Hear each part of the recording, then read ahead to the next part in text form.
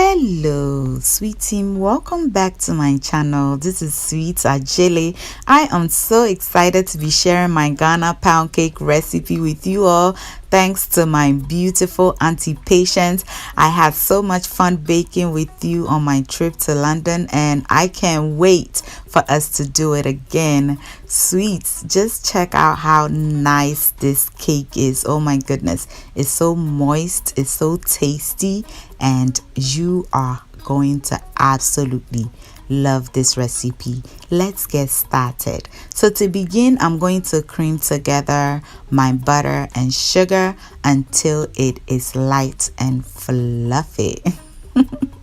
Next, I will butter and flour my loaf pans and set them aside. And I'm using mini loaf pans, but you can use one big one if you prefer. And you can also use the foil type like these ones, because I'll be giving them out as gifts.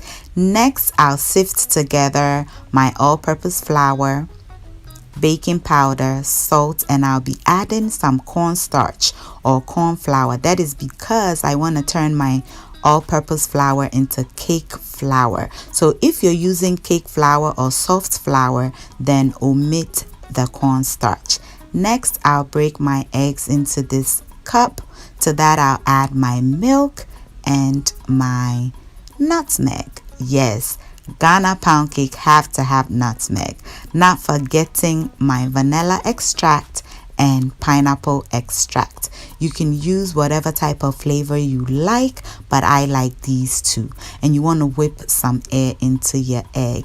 And this is the texture that I want my cream to be at. Very nice, light and fluffy. Also, don't forget to scrape the sides of your bowl. Alright y'all, I think I have whipped enough air into this egg milk mixture, so it is time to add it to our cream. And when pouring it in, be careful not to pour it all at once, just in case you have any shells on the bottom. It does not mix into your cream, and it'll be looking like this. Not too good, you would think you messed up. No, it is just perfect. Okay. So now we'll add our flour in two batches. Add, mix, stop at the rest. Be careful not to overmix, which will cause your cake to become tough, and we do not want that. All right, so now we'll set it aside and preheat our pot. And this is what it looks like after roasting that big old turkey in there, but it's okay. I'll only use it for baking anyway. So at this point, I'm just folding my batter together. You want to ensure that everything is well mixed before transferring it into your loaf pans.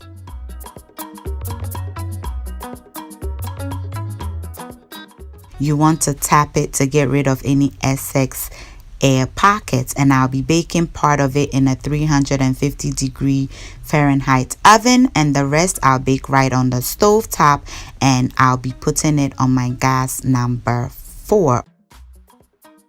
And here I am in Ghana struggling without a machine. Okay.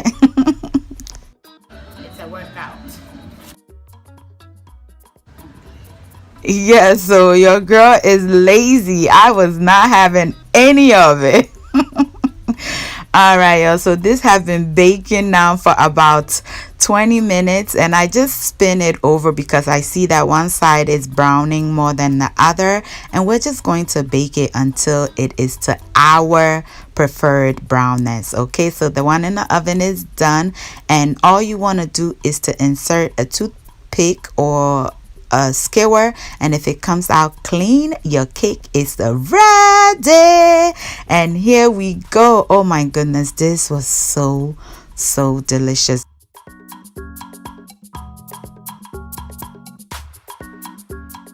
You can just bag them up and give them out to your family and friends. Thank you all so much for watching. I hope you enjoyed this video. If you're a new subscriber, Welcome to my channel. This is Sweet Ajele. Thank you so much for subscribing.